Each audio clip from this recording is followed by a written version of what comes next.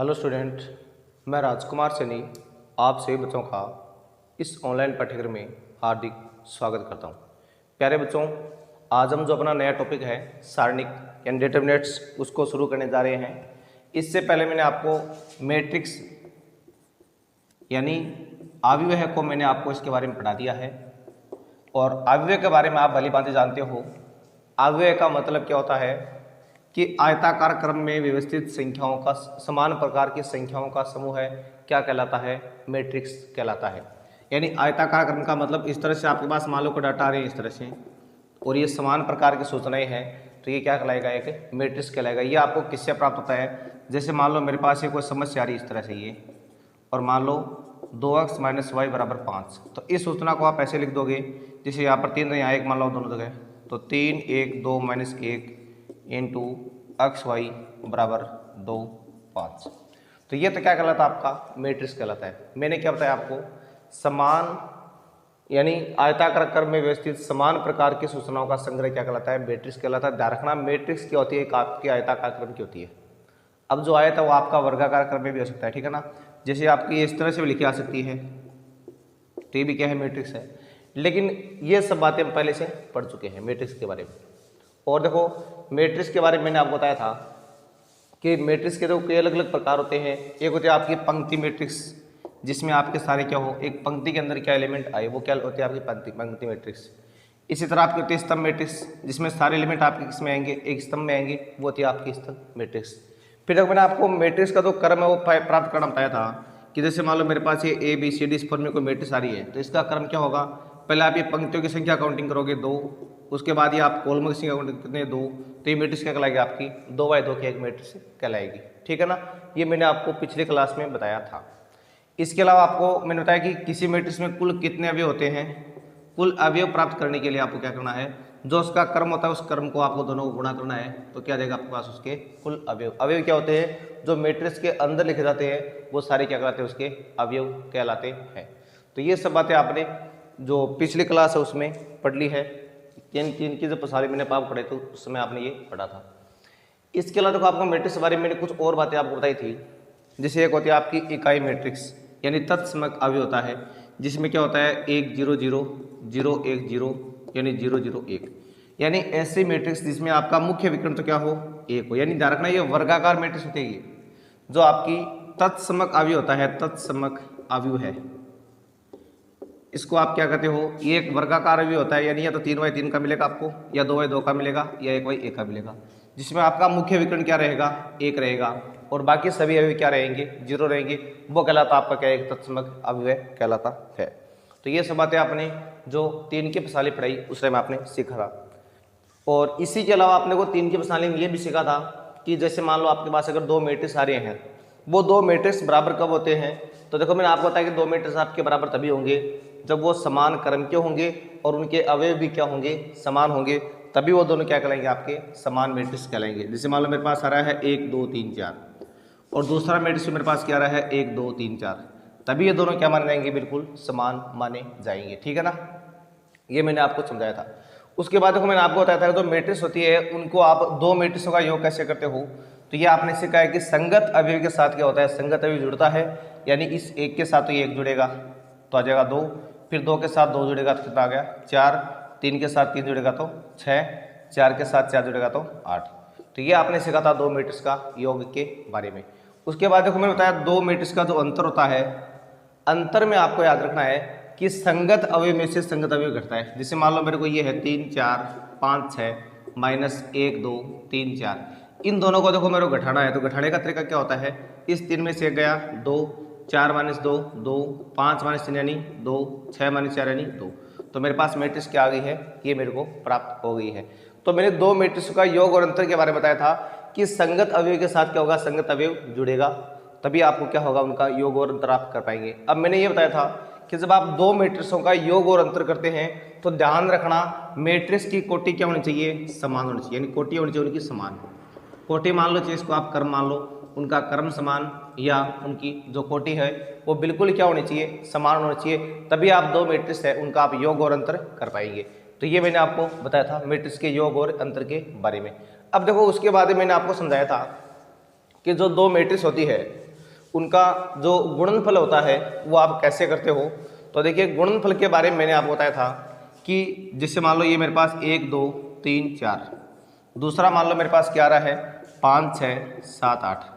जब आप दो मैट्रिक्सों का जो गुणनफल करते हो तो गुणनफल की देखो सबसे पहले तो मैंने आपको एक शर्त लिखाई थी कि कोई भी गुणनफल आपका कब परिभाषित होता है।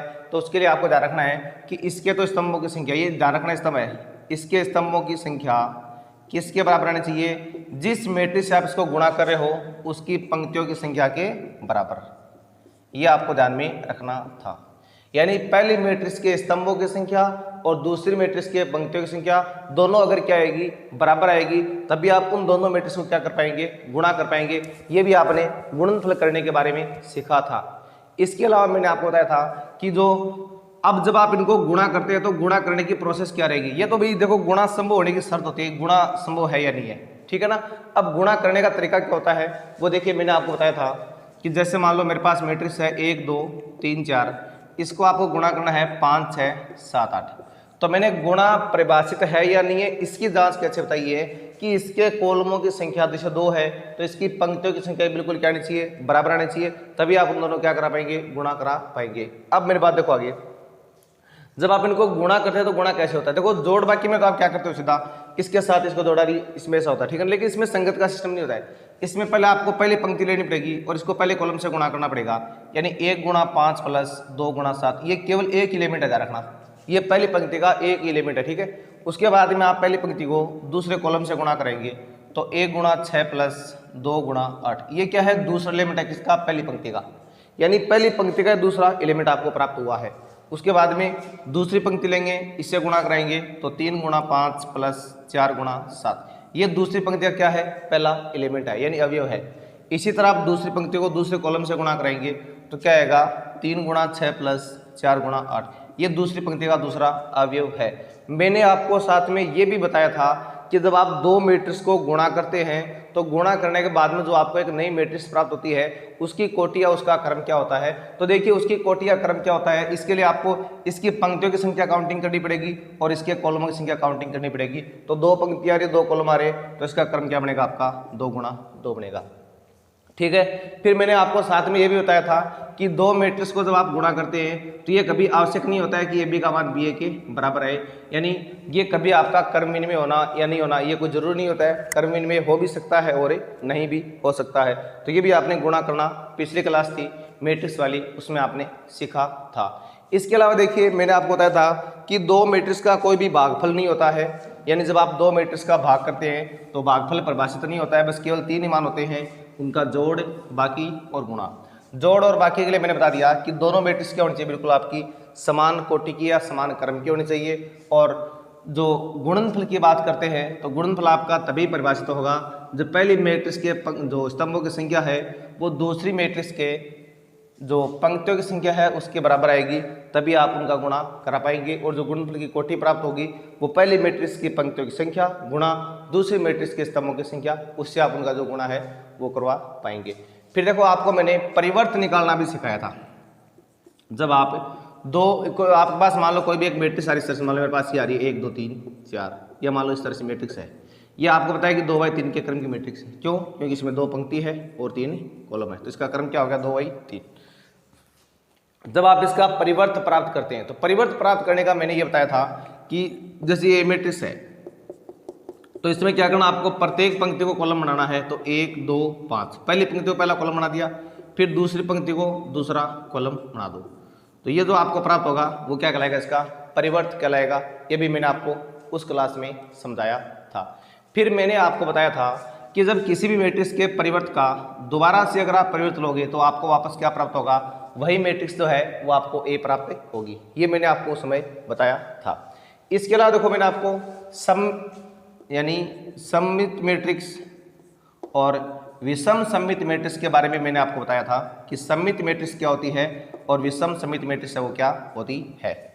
और अब देखो इनके बारे में आपको ध्यान रखना है कि सममित मैट्रिक्स और विषम सममित मैट्रिक्स क्या होती है। इसमें देखो अगर आप ए के परिवर्त का मान अगर आपका वापस ए के बराबर आता है तो वो आपकी सममित मैट्रिक्स कहलाती है, और जब ए के परिवर्त का मान -a के बराबर आता है तो आपकी विषम सममित मैट्रिक्स है वो कहलाती है, ठीक है। इसके बाद मैंने आपको ये बताया था कि जब आप दो मैट्रिक्स को गुणनफल का जब आप परिवर्त लेते हो तो हमेशा वो किसके बराबर आता है, बी का ट्रांसपोज डॉट ए का ट्रांसपोज के बराबर आता है, या टी का मतलब क्या होता है, परिवर्त से होता है।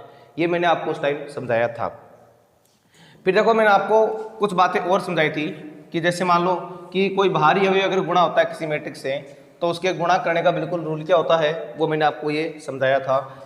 अभी हम क्या बात कर रहे हैं, जो पिछली क्लास में तो आपने मैट्रिक्स के बारे में सीखा था। पिछली क्लास का मतलब यहाँ पर 12वीं क्लास में आपने मैट्रिक्स पढ़ी है 3 की प्रणाली के अंदर, जो मैं आपको पहले से पढ़ा चुका हूँ, और अब हम 4 की प्रणाली पढ़ रहे हैं। तो देखो मैट्रिक्स में मैंने आपको साथ में एक बात ये बताई थी कि जैसे मान लो आपके पास ये कोई मैट्रिक्स होती है इस तरह से 4 5 6, इसमें अगर आप किसी भारी एलिमेंट कोई अचर पद से गुणा करते हो तो ये जो आपका के होता है, ये के ध्यान रखना कि सभी अवयव से क्या हो जाता है, गुणा हो जाता है, 1 के 2 के 3 के 4 के 5 के और 6 के।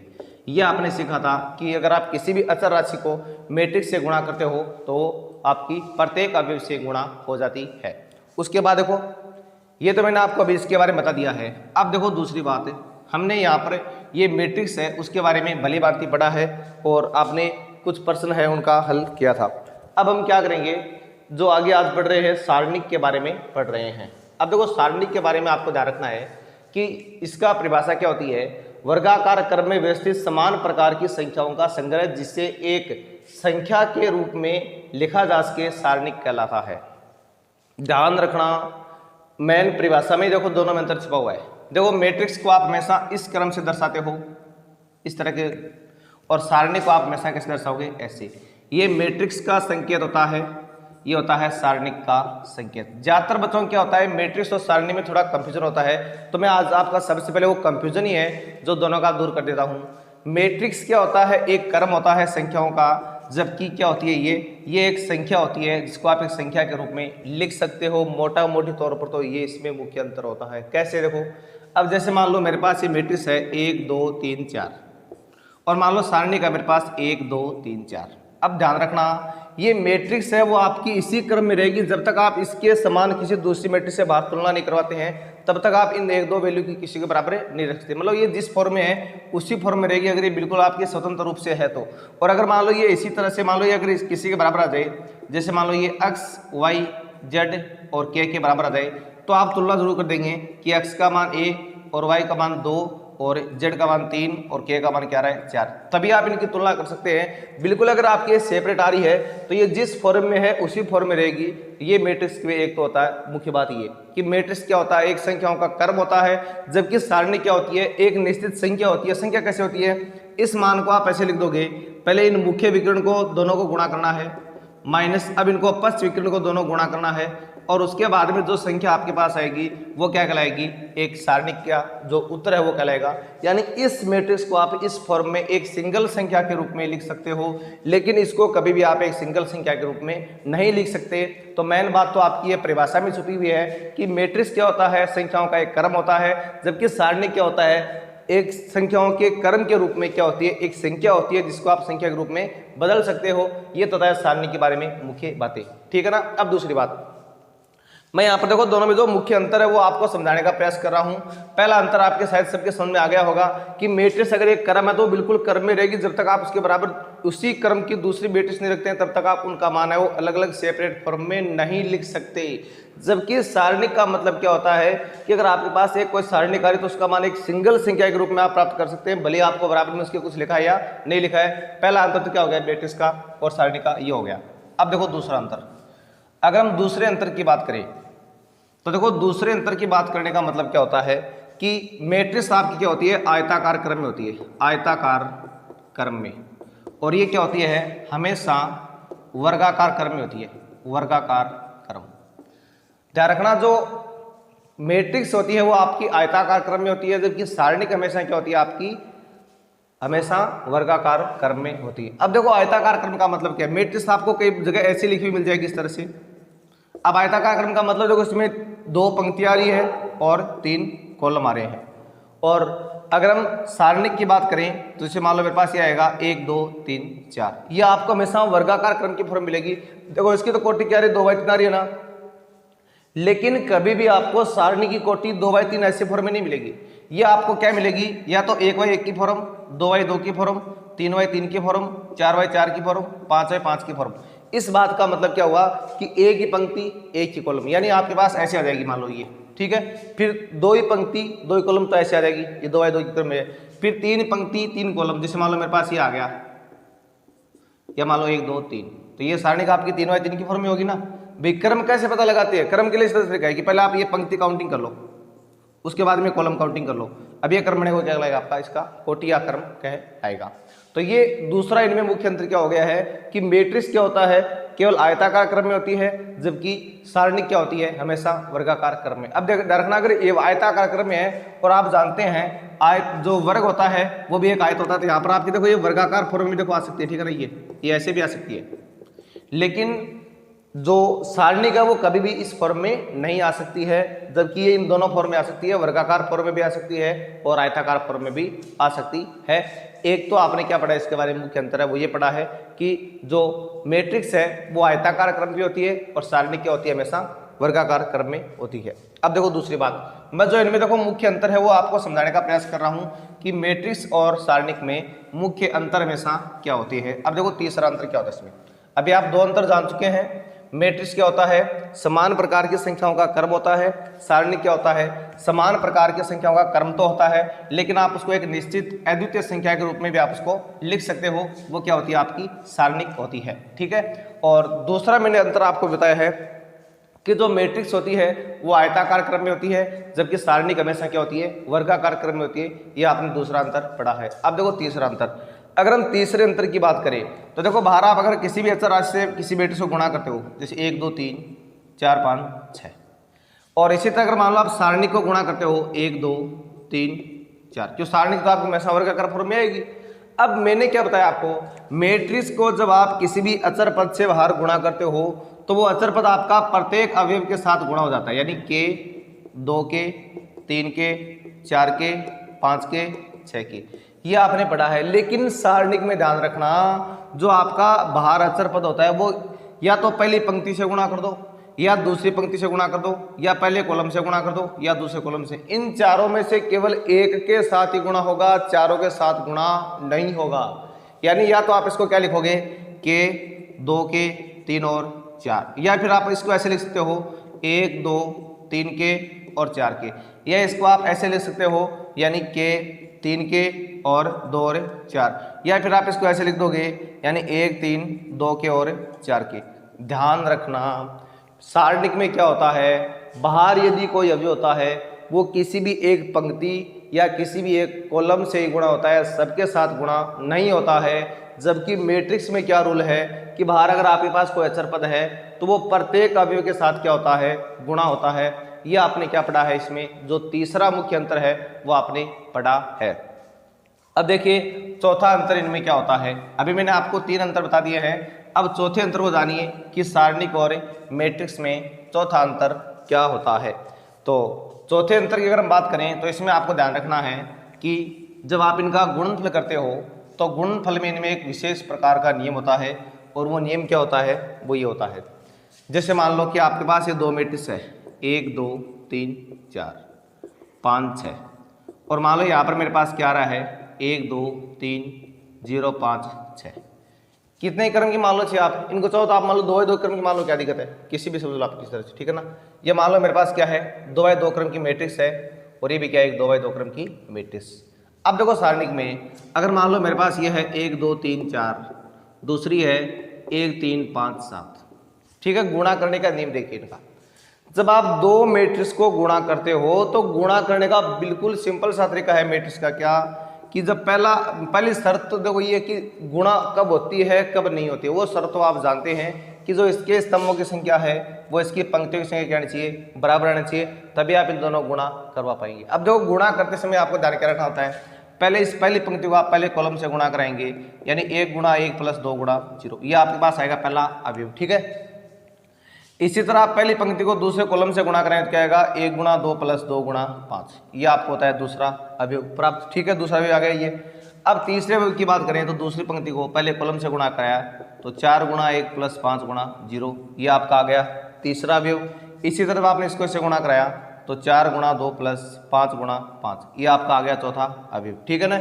इस तरह से आपको क्या करना है, 2 मैट्रिक्सों का गुणा करना है, और मैंने बोल दिया कि गुणा कब परिभाषित होगा, जब पहली मैट्रिक्स के स्तंभों की संख्या दूसरी मैट्रिक्स के पंक्तियों की संख्या के बराबर आएगी, तब तो ये गुणनफल परिभाषित होगा। और गुणा करने का नियम क्या होता है, इसकी आपको पंक्ति चुननी है, इसकी आपको कॉलम चुनने हैं। अब देखो मैट्रिक्स में सारणिक में क्या अलग रूल होता है। देखो सारणिक में क्या जो गुणा करने का नियम तो आपका बिल्कुल वो सेम है, जो आपने पढ़ा है वही आपको इसमें लगाना है। लेकिन देखो इसमें आपका एक नियम ये भी होता है अलग से कि जैसे इसमें आप पहली पंक्ति को पहले कॉलम से गुणा करते हो, 1 गुणा 1 प्लस 2 गुणा 5, ये पहला भी आ गया, बिल्कुल चलेगा। फिर ऐसी तरह आपने इसको दूसरे से गुणा करवाया, 1 गुणा 3 प्लस 2 गुणा 7, ये आ गया। उसके बाद में क्या करना है, फिर दूसरी पंक्ति लेंगे आप तो 3 गुणा 1 प्लस 4 गुणा 5, ये इसमें लागू हो रहा है। इसी तरह आप क्या करेंगे, इसको इसे गुणा कराएंगे तो 3 गुणा 3 प्लस 4 गुणा 7। एक तो बिल्कुल मतलब मैट्रिक्स के समान इसका गुणा करने का नियम होता है कि इसकी पंक्तियों को आप इसके कॉलमों से गुणा करवाते जाओ और आप चारों अवयव वो प्राप्त कर लो, ठीक है। अब देखो दूसरी बात, इसका गुणा करने का एक अलग नियम और भी होता है। दूसरा नियम क्या होता है, ध्यान रखना, इसकी पहली पंक्ति को आप केवल पहली पंक्ति से ही गुणा कर सकते हो, यानी 1 गुणा 1 प्लस 2 गुणा 3, कोई फर्क नहीं पड़ेगा, उत्तर बिल्कुल वही आएगा, इसमें ध्यान रखना, ठीक है ना। इसी तरह पहली पंक्ति को दूसरे से गुणा कर सकते हो, 1 गुणा 5 प्लस 2 गुणा 7, ठीक है। इसी तरह आप इस तीसरी पंक्ति को दूसरी पंक्ति क्या करेंगे, इस पहली पंक्ति से गुणा कराएंगे तो 3 गुणा 1 प्लस 4 गुणा 3। उसके बाद में आप क्या करेंगे, इसको दूसरी पंक्ति से गुणा, यानी 3 गुणा 5 प्लस 4 गुणा 7। तो मैंने आपको तरीका समझा दिया है। एक तरीका तो क्या है, इसकी पंक्तियों को इसके कॉलमों से गुणा करवा दो, तो वो तरीका हो गया आपका। फिर इसकी पंक्तियों को इसके पंक्तियों से गुणा करवा दो, वो क्या हो गया इसका गुणा करने का नियम। ये चार इनमें मुख्य रूप से अंतर होते हैं। कभी भी आपको किसी भी सवाल में इस प्रकार से भ्रमित नहीं होना है कि मैट्रिक्स क्या होती है, सारणिक क्या होती है। तो देखो इनमें चार तो ये मुख्य अंतर होते हैं। मैट्रिक्स क्या होता है, एक प्रकार से संख्याओं का आयताकार क्रम होता है, जबकि सारणिक क्या होता है, एक वर्गाकार क्रम होता है संख्याओं का, लेकिन आप उसको एक अद्वितीय संख्या के रूप में बदल सकते हो, लेकिन मैट्रिक्स को नहीं बदल सकते। दूसरी बात, मैट्रिक्स आपकी वर्गाकार फॉर्म या आयताकार फॉर्म किसी भी फॉर्म में आपको मिल सकती है, लेकिन सारणिक आपको हमेशा वर्गाकार फॉर्म में मिलेगी, चाहे वो 1/1 की फॉर्म में मिले, 2/2 की फॉर्म में मिले या 3/3 की फॉर्म में मिले। तीसरी बात मैंने आपको बताई कि बाहर किसी भी अचर संख्या से यदि आप मैट्रिक्स को गुणा करते हो तो वो प्रत्येक अवयव के साथ क्या हो जाती है, गुणित हो जाती है। जबकि अगर आप सारणिक की बात करें तो सारणिक में केवल या तो पहली पंक्ति के साथ गुणा होगी, या केवल दूसरी पंक्ति के साथ गुणा होगी, या केवल पहले कॉलम के साथ गुणा होगी, या केवल दूसरे कॉलम के साथ गुणा होगी। ये होता है किसमें रूल है, सारणिक में रूल। फिर देखो गुणा करने का नियम, तो देखो मैट्रिक्स का तो गुणा करने के लिए परिभाषित होने का अलग रूल है कि इसके जो स्तंभ की संख्या है वो इसकी पंक्ति संख्या आएगी बिल्कुल बराबर आएगी, तभी आप गुणा कर पाएंगे। और गुणा करने का नियम क्या होता है, इसकी पहली पंक्ति को पहले कॉलम से गुणा करना, फिर पहली पंक्ति को दूसरे कॉलम से गुणा, ये पहली पंक्ति का भी आगे, फिर दूसरी पंक्ति को पहले कॉलम से, दूसरी पंक्ति को दूसरे कॉलम से, तो ये आगे दूसरी पंक्ति के अवयव। तो ये तो आपने सीखा इसकी गुणा करने के बारे में। अब सारणिक में मैंने बता रखा आपको, सारणिक में जांच करने की जरूरत नहीं है आपको कि आपका गुणनफल परिभाषित है या नहीं है। दोनों आपकी समान कोटि की मिलेगी आपको, या तो दोनों 2/2 की मिलेगी, या दोनों 3/3 की मिलेगी। और उसमें गुणा करने का नियम क्या होता है, या तो पहली पंक्ति को पहले कॉलम से गुणा कराएंगे, या पहली पंक्ति को दूसरे कॉलम से, यानी मैट्रिक्स वाला रूल आप इसमें लगा सकते हैं। ये इसका दूसरा नियम ये भी होता है कि पहली पंक्ति को पहली पंक्ति से करवा देंगे, फिर पहली पंक्ति को दूसरी पंक्ति से, फिर दूसरी को पहले से। तो ये इसका ये भी रूल इसमें होता है। तो ये तो मैंने अभी आपको मैट्रिक्स और सारणिक में जो मुख्य अंतर होता है, जिसकी वजह से कई बार बच्चे क्या होते हैं, भ्रमित हो जाते हैं कि हम मैट्रिक्स पढ़ रहे हैं या सारणिक पढ़ रहे हैं, हमें पता कैसे चलेगा। तो ये चार अंतर तो आपको मैनुअली ध्यान में रखना है। मैट्रिक्स और सारणी में चार अंतर आपके मैनुअली होते हैं। तो अब आपको क्या करना है, एक तो जो इसकी परिभाषा मैंने आपको लिखाई है उसको आप नोट कर लो। अब देखो कुछ विशेष बातें मैं आपको इसके लिए और लिखा रहा हूँ, कुछ गुणधर्म इसके, वो आप नोट करो। तो ये आप नोट कर लो भले एक बार, ठीक है ना। आगे देखो आप, अब देखिए नेक्स्ट आगे मैंने आपको परिभाषा समझा दिया, दोनों मंत्र समझा दिए। अब देखो मुख्य रूप से आगे सारणी का मान कैसे निकालते हैं। मैंने बोल दिया कि सारणी क्या होती है, एक संख्याओं का वर्गाकार क्रम में व्यवस्थित समान संख्याओं का समूह होता है, जिसको आप एक अद्वितीय संख्या के रूप में लिख सकते हो, ठीक है ना। अब सारणी में देखो एक वे अगर एक के क्रम की सारणी का जाए आपके पास, जैसे मान लो मेरे पास ये आ रहा है, ए आ रहा है, तो इसकी सारणी का मान क्या आएगा आपके पास, ए आ जाएगा। इसी तरह मान लो आपके पास एक का सारणी क्या आएगा, एक आएगा। 5 का सारणी के लेंगे तो क्या आएगा, 5 आएगा। जब एक व एक की क्रम की सारणी का है तो क्या करना, डायरेक्ट जो अंदर वाली संख्या उसको सीधे आपको क्या लिखना है, बाहर लिखना है। तो क्या आ गया, वो एक व एक की क्रम की सारणी का मान आ गया। अब देखो 2 व 2 क्रम की सारणी का मान, जैसे मान लो मेरे पास ABCD इस फॉर्म में आ रही है, तो इसकी सारणी का मान कैसे निकालना है, पहले आपको जिस मुख्य विकर्ण को दोनों को गुणा करना है इनको, यानी AD आ जाएगा। फिर आपको फर्स्ट विकर्ण को गुणा करना है -BC, तो इसका मान क्या आ गया मेरे पास, AD -BC आ गया, ठीक है ना। अब बात करें हम 3 व 3 के क्रम की सारणी का मान। इस वजह से मान लो मेरे पास कुछ इस तरह से आ रहा है, मान लो यहाँ पर आ रहा है मेरे पास ABCDEFGHI। अब ये सारणी का मेरे पास किस क्रम की, 3 व 3 क्रम की। तो इसका मेरे को मान कैसे निकालना है, ध्यान रखना। इसमें आपके पास अलग अलग रूल है कि आप प्रथम पंक्ति के सापेक्ष निकालते हो या द्वितीय पंक्ति के सापेक्ष निकालते हो, तृतीय के प्रथम कॉलम, द्वितीय कॉलम, तृतीय कॉलम। इसका हल करने के आपके पास कुल कितने तरीके हैं, जो आपके पास यहाँ पर 6 तरीके हैं। हम यहाँ पर केवल एक बार प्रथम पंक्ति के अंदर जो मान निकालते हैं उसकी हम बात कर रहे हैं। तो सबसे पहले आपको यहाँ पर लिखना है ए लिख दिया ना। अब देखो ए आपका ये होता है। अब इसके सामने देखो, एक तो ये इसके सामने जो लाइन है वो छोड़नी है आपको, एक कंप्लीटली, एक आपको एक कॉलम छोड़ना है, इनको कट कर दिया ना। अब बचा क्या, ये बचा मेरे पास यानी EFHI, ये जो सारणी बच्चे वो आप इसके आगे लिख दो। बीच में यहाँ पर आपको लगाना माइनस आगे, ठीक है ना।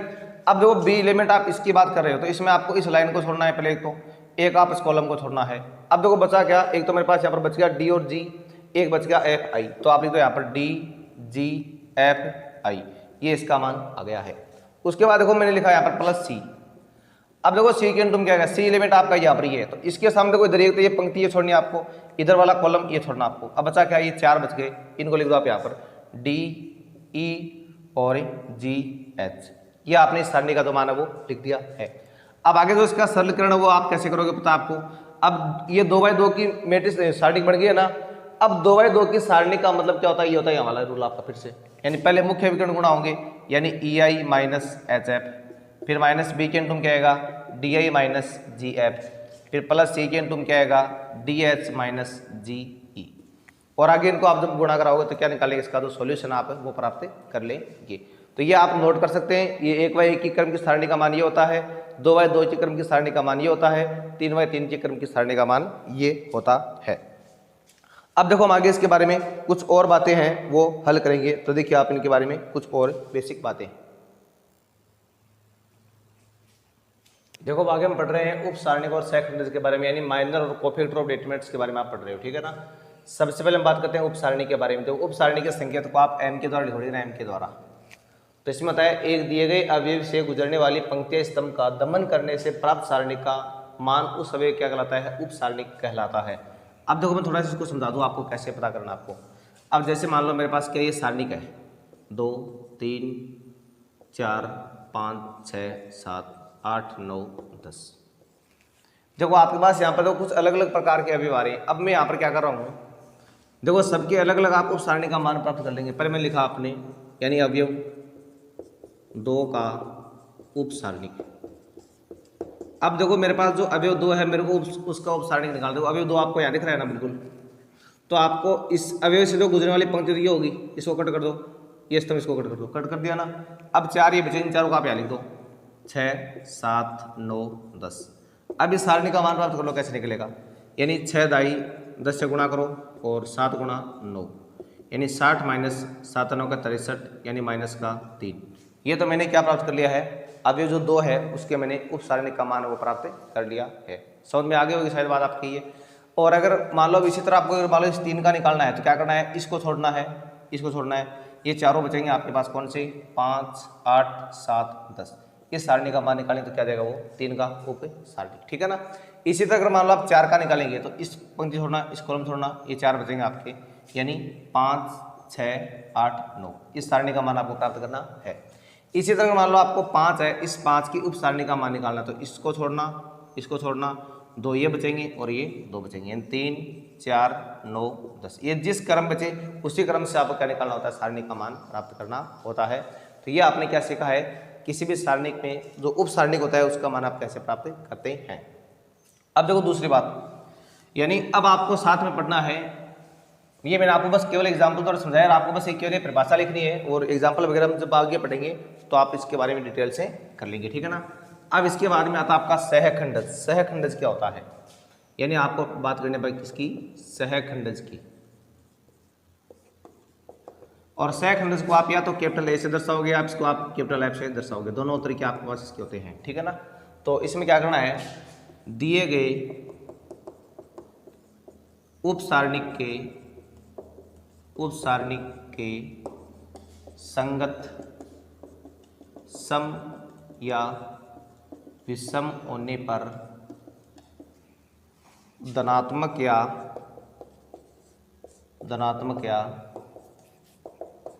यानी दिए गए उपसारणी के संगत सम या विषम होने पर धनात्मक या ऋणात्मक मान सहखंडज कहलाता है, सहखंडज कहलाता है। अब देखो इस बात का मतलब जान ले क्या होता है।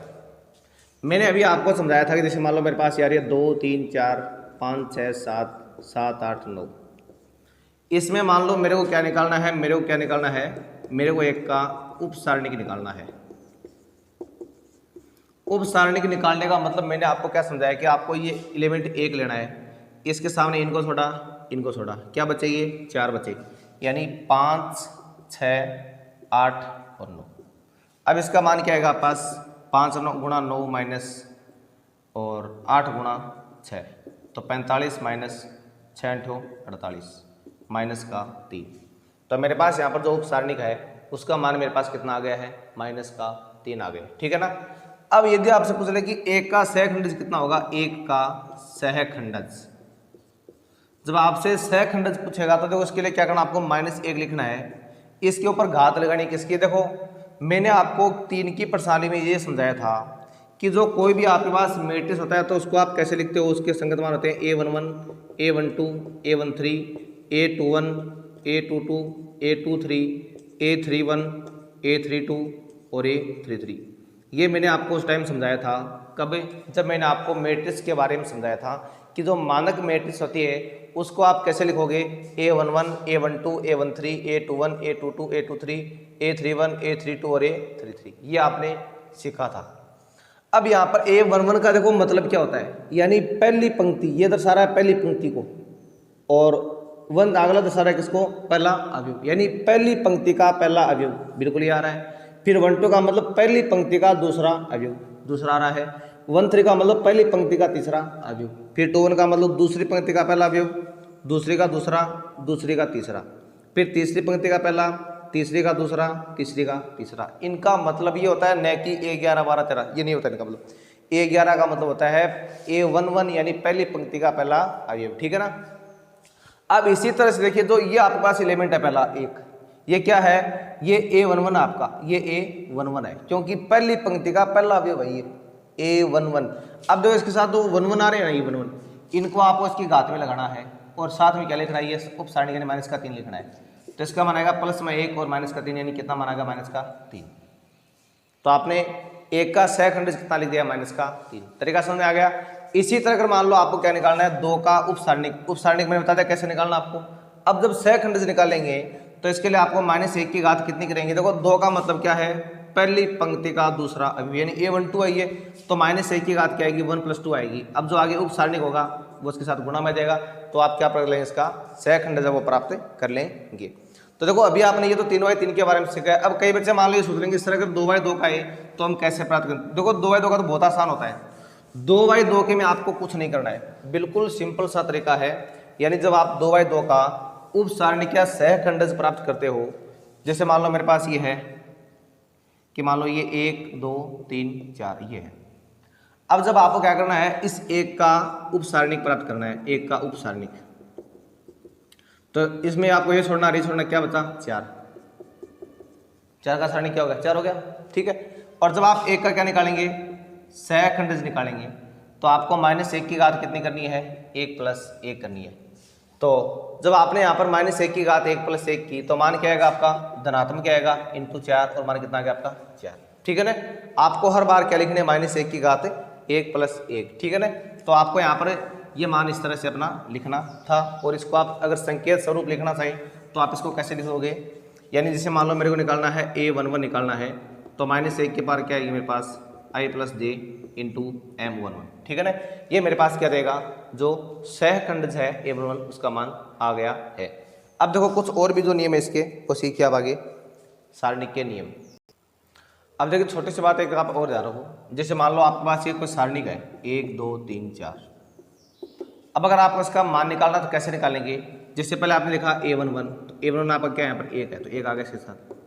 फिर A1 के साथ में क्या आएगा आपका F11। F11 क्या होता है, इसका सहखंडज होता है, तो 1 का सहखंडज क्या आएगा आपका -1 की घात 1 + 1 इंटू 4, इन क्या आएगा 4 आ गया, इंटू ले यहाँ पर 4। फिर प्लस A12 प्लस A12 और बाद में आएगा F12। अब A12 कितना आपका यहाँ पर 2 आ रहा है तो 2 लिख दिया आपने, चलिए लिख दो 2 में 2 इंटू। अब F12 क्या आएगा, इसका आपको क्या निकालना है, सहखंडज प्राप्त करना है, तो ये छोड़ा और ये छोड़ा 3। अब 3 को किससे गुणा करना पड़ेगा, -1 की घात 1 + 2 से, यानी -1 इंटू 3 यानी -3, यहाँ पर आएगा -3 बराबर 4 - 6 यानी -2। जो पूरा कंप्लीट सॉल्यूशन कितना आ गया आपके पास, -2 आ गया। किस नियम से, इस नियम के द्वारा A11 F11 A12 F12 इसके द्वारा, ठीक है ना। ये होता है कोई भी सारणी का जब आप मान निकालते हो उसको आप डेल से दर्शाओगे और डेल का मान आपका ऐसे निकलता है, यानी किसी भी पहली पंक्ति ले लो तो उसके संगत आप उनके पहली पंक्ति जो सहखंड है उनको गुणा कर दो, उनको जोड़ दो। अगर आप दूसरी पंक्ति के सापेक्ष निकाल रहे हो तो दूसरी पंक्ति के आप अवयव ले लो, उनके जो संगत सहखंड है उनको आप गुणा कर दो और क्या जाएगा आपके पास, उसका सॉल्यूशन है वो आ जाएगा, जिससे मैंने इसका निकाला। और देखो वैसे भी इसका आंसर ये आएगा 4 - 6 यानी 2 माइनस में आ रहा है, 2 माइनस में आ रहा है आपका, ठीक है। तो ये मैंने आपको बताया अभी क्या, जो सारणी का मान है वो आपको किस तरह से निकालना है, ऐसे आपको निकालना है। अब एक दूसरी बात और देख लो, अगर आप किसी भी सारणी का मान निकालते समय अगर आपको इस बात का आभास हो जाए कि जो आपने अवयव लिखे हैं उनके संगत आपके सहखंडज नहीं आ रहे हैं, तो हमेशा उसका मान क्या होता है, 0 होता है। अब जैसे मान लो कि मेरे पास ये है 1 2 3 4, यहाँ पर देखो मैंने लिखा 1 का जो सहखंडज मेरे पास कितना है, 4 है। 2 का सहखंडज कितना है मेरे पास, -3 है। फिर 3 का सहखंडज कितना है, -2 है। और फिर 4 का सहखंडज कितना है, 1 है। अब आप कभी बार मान लो ऐसे लिखेंगे, जैसे मान लो A11 आ रहा है मेरे पास, अब इसके साथ मैंने गुणा क्या लिख दिया, मैंने ये लिख दिया यानी F11 लिख दिया, ठीक है। फिर मैंने क्या लिखा A12 और उसके साथ मैंने क्या लिख दिया, F21 कर दिया मैंने। भाई मैंने ये तो लिखे मैंने पहली पंक्ति के अनुसार ये दोनों ऐसे, और ये जो मैंने लिखे हो किसके अनुसार, मैंने कॉलम के अनुसार लिख दिया, इसका मान हमेशा क्या होगा आपका 0 होगा। अगर पहली पंक्ति के अवयवों के सापेक्ष पहली पंक्ति के सहखंडज नहीं आ रहे हैं तो उसका मान हमेशा क्या होता है, 0 होता है। चाहे आप दूसरी पंक्ति के सापेक्ष अगर पहली पंक्ति के सहखंडज लोगे तो भी मान क्या आएगा, 0 आएगा। अगर आप पहले कॉलम के सापेक्ष दूसरी पंक्ति के सहखंडज लोगे तो भी मान क्या आएगा, 0 आएगा। ये बात आपको ध्यान में रखने, मैंने यहाँ पर ये लिखा है कि अगर A11 है यहाँ पर F21 है, A22 ऐसे, तो इसका मान क्या माना जाएगा, आपका 0 माना जाएगा। ये आपको ध्यान में रखना है, ठीक है ना। तो ये अब हो गया इसके बारे में। अब इसके कुछ नियम है, वो नियम आप देख लो।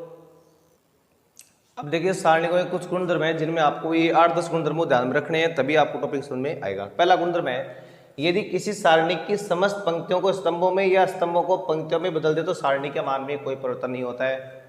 अब देखो इसको रटना नहीं है, मैं आपको देखो इसको बिल्कुल समझाऊंगा तरीका इसका क्या करना होता है। जैसे मान लो मेरे पास यहाँ पर आ रहा है ABCD, ये मेरे पास कोई सारणी का है।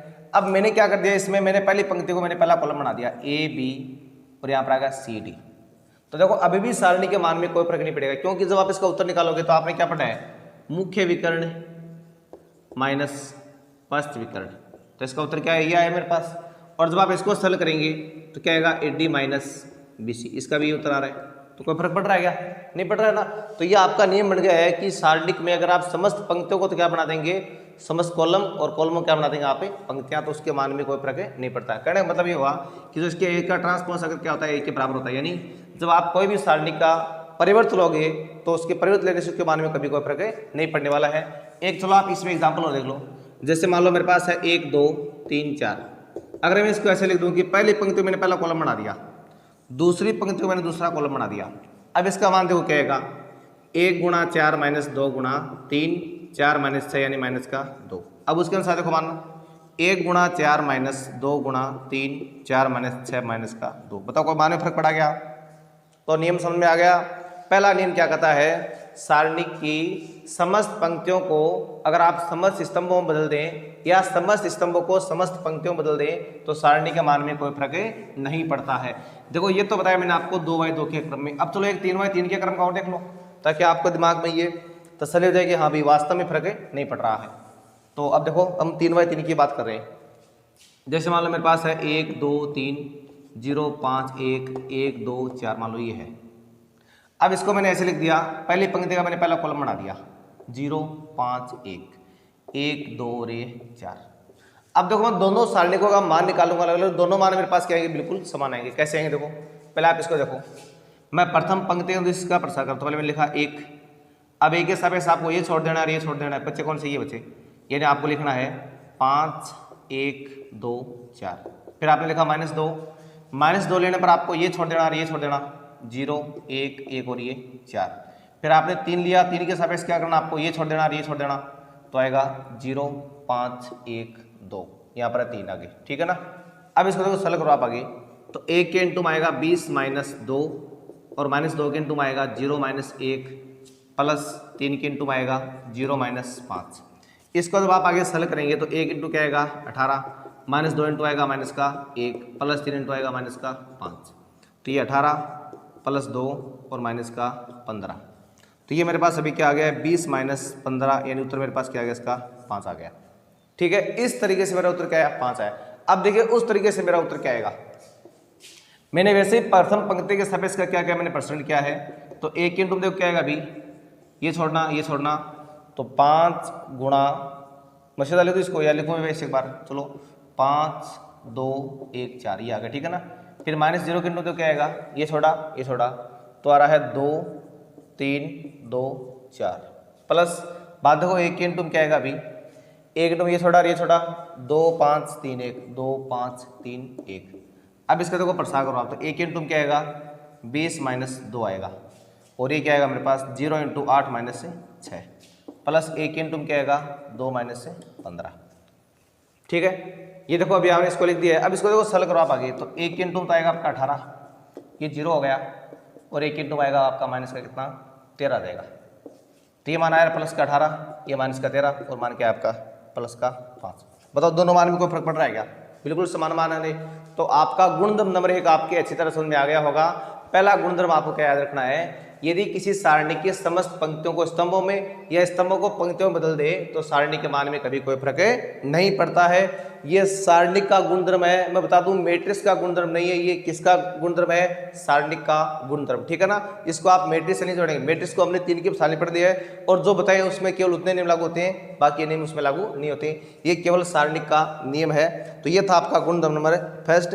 अब देखो गुणधर्म सेकेंड, देखो आप आगे नियम नंबर 2 सेकेंड है, उसको देखिए क्या इसमें, यदि किसी सारणी की 2 पंक्तियों या स्तंभों का परस्पर विनिमय कर दिया जाए तो सारणी का संख्यात्मक मान का क्या हो जाता है, चिन्ह बदल जाता है। अब इस बात का मतलब जानने क्या होता है, जैसे मान लो मेरे पास एक कोई क्या है, एक सारणिक है और आपको इस बात का अच्छी तरह पता है कि जब आप इसका उत्तर निकालेंगे तो क्या आएगा आपका 1 गुणा 4 - 3 गुणा 2, यानी 4 - 6 यानी कितना आएगा माइनस का 2 आएगा।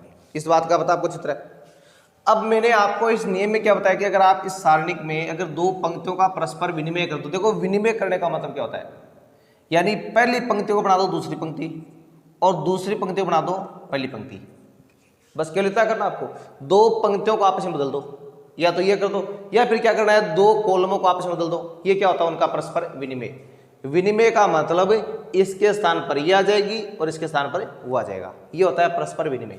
तो मैंने यहाँ पर क्या कर दिया, 2 पंक्तियों का परस्पर विनिमय कर दिया है। ये पंक्ति यहाँ पर आ गई है और ये पंक्ति यहाँ पर आ गई है।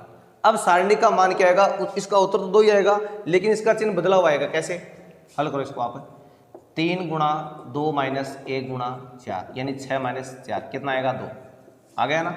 ये माइनस में आ रहा था, ये किस में आ रहा है धनात्मक, और इसमें ये लिखा है कि संख्यात्मक मान क्या हो जाता है, उसका चिन्ह बदल जाता है। यानी अगर वो +2 आएगा तो क्या आएगा -2 और अगर -2 तो क्या आएगा +2, ठीक है ना। ये था आपका नियम नंबर सेकंड। अब इसके बाद में आप नियम नंबर जो सेकंड है, थर्ड है, वो देखिए थर्ड नियम क्या कहता है। थर्ड जो नियम है देखो वो ये कहता है, यदि किसी सारणी की 2 पंक्तियां या 2 स्तंभ सर्वसम हो तो सारणी का मान क्या होता है, 0 होता है। अब इस बात को आप अच्छी तरह जाने पहले क्या इसका मतलब, इसका मतलब जैसे मान लो मेरे पास ये क्या आ रही है, कोई मतलब सारणी का इस तरह से 1 2 या मान लो 2 4 ये आ रही है, या फिर मान लो मेरे पास आ रही है 1 2 या 1 2, या फिर मान लो मेरे पास ऐसे आ रही है 1 2 या 1 2, या फिर मान लो मेरे पास आ रही है 1 2 या 2 4। यहाँ पर वर्ग सम का मतलब जो क्या होता है, सर्वसम का मतलब, देखो यहाँ पर ये पहली पंक्ति है मेरे पास, ये 1 2 की फॉर्म में है। और अब देखो ये भी क्या है आपकी 1 2 की फॉर्म में। जब आप इनका अनुपात निकालो तो क्या आएगा, 1:2 ही आएगा। भाई देखो ये 1:2 है ऊपर वाले का, इन दोनों का, इनका भी क्या 1:2 ही है। तो या तो दोनों क्या आएंगे आपस में, उनका अनुपात बराबर आएगा, या दोनों क्या आएंगे खुद आपस में दोनों बराबर आएगी, दोनों पंक्तियां। यानी या तो दो पंक्तियां के जो अवयव है वो खुद आपस में बराबर आएंगे, जैसे ये 1:2 में तो ये भी 1:2 फॉर्म में, ये भी 1:2 और ये भी 1:2 फॉर्म में। तो उसका मान हमेशा से क्या मानना, आपको 0 मानना, आपको सोचने की जरूरत नहीं है। या तो दोनों पंक्तियां आपकी दो क्या आएगी, बराबर आएगी, या दो पंक्तियों का अनुपात क्या आएगा, बिल्कुल बराबर आएगा। तो उस कंडीशन में हमेशा उनका मान क्या होगा, 0 होगा। चाहे बात आप कॉलम में लगा लो, यानी कॉलमों का अनुपात 1:2 1:2 दोनों समान है ना, या फिर उनका जो अनुपात है 1:2 ये भी क्या बनेगा 1:2, तो उनका मान क्या होगा, हमेशा 0। देखो कैसे 0 होगा, इसको सरल करेंगे आप, तो 4 - 4 क्या आएगा 0। इसको सरल कर लो आप, 2 - 2 क्या आएगा 0। इसको सरल कर लो आप, इसको सरल कर लो आप, तो मान 0 आ रहा है ना। तो नियम नंबर 3 समझ में आ गया आपके। यदि किसी सारणी की 2 पंक्तियां या 2 स्तंभ सर्वसम हो तो सारणी का मान क्या होता है, 0 होता है। चलो ये तो मैंने आपको देखो अभी 2/2 पर बताया है।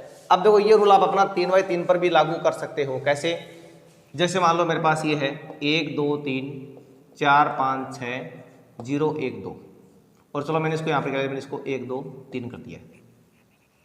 अब आपको मतलब ऐसे सवाल में आपको हल करने की जरूरत नहीं है, आपको पता लग गया कि पहली पंक्ति थर्ड के बराबर है, तो ऑटोमेटिक इसका मान क्या हो गया 0। यानी इसका उत्तर क्या आएगा आपके पास 0 आएगा इस गुणधर्म के द्वारा।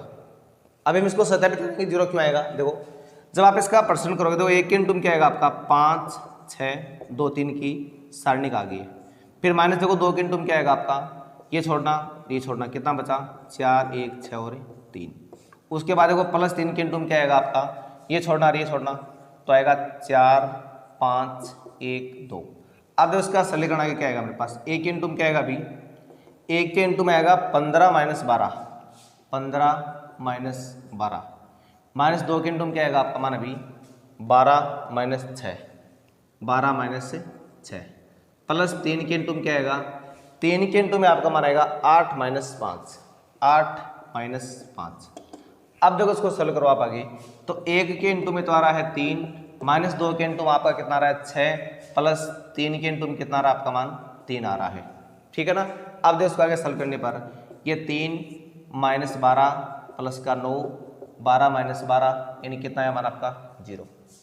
तो पता लग गया ना, ये नियम क्या कहता है आपका, अगर कोई भी सारणी की 2 पंक्तियां या 2 स्तंभ सर्वसम हो तो सारणी का मान हमेशा क्या होता है 0 होता है। मैंने बोलता है कि सर्वसम का मतलब ये होता है कि ये जरूरी नहीं कि दोनों आपस में बराबर हो। इन दो देखो इनका देखो अनुपात जैसे 1:2:3 है, तो ये भी क्या बनेगा आपका 1:2:3 बनेगा। यानी यहाँ पर मैं क्या ले सकता हूँ, मैं यहाँ पर ये भी लिख दूंगा 2 4 6, तो भी इसका मान क्या आएगा 0 आएगा, क्योंकि ये 1:2:3 की फॉर्म में है, ये भी 1:2:3 की फॉर्म में है, तो इसका मान क्या आएगा बिल्कुल आपका 0 आएगा। या फिर मान लो मैं ले दूंगा 3 6 9, तो भी इनका अनुपात क्या है 1:2:3, तो इसका मान भी क्या आएगा 0 आएगा। ये शर्त आपकी पंक्तियों में भी लागू होती है और स्तंभों में भी लागू होती है। तो ये आपने क्या पढ़ा अभी, इसका जो गुणधर्म नंबर 3 पढ़ा है। देखो इसके कुछ और गुणधर्म है, 4-5 गुणधर्म इसके आगे और हैं, वो गुणधर्म अपने अभी जारी रहेंगे, उनको हम नेक्स्ट वीडियो में पढ़ेंगे। एक बार आप इस मैटर को यहाँ तक सीखना, बाकी बातें हम नेक्स्ट वीडियो में करने वाले हैं, और उसके बाद में जो आपका टॉपिक है सारणिक वाला वो हम स्टार्ट करेंगे। तो तब तक के लिए आपको नमस्कार और धन्यवाद। और अगर आपको ये जो बातें बताई गई है ये अगर आपको वास्तव में अच्छी लगी है, और अगर आप चैनल पर प्रथम बार हो यानी इसको फर्स्ट टाइम देख रहे हो, तो आप चैनल को लाइक और सब्सक्राइब अवश्य करें। बाकी बातें हम कल करेंगे। धन्यवाद।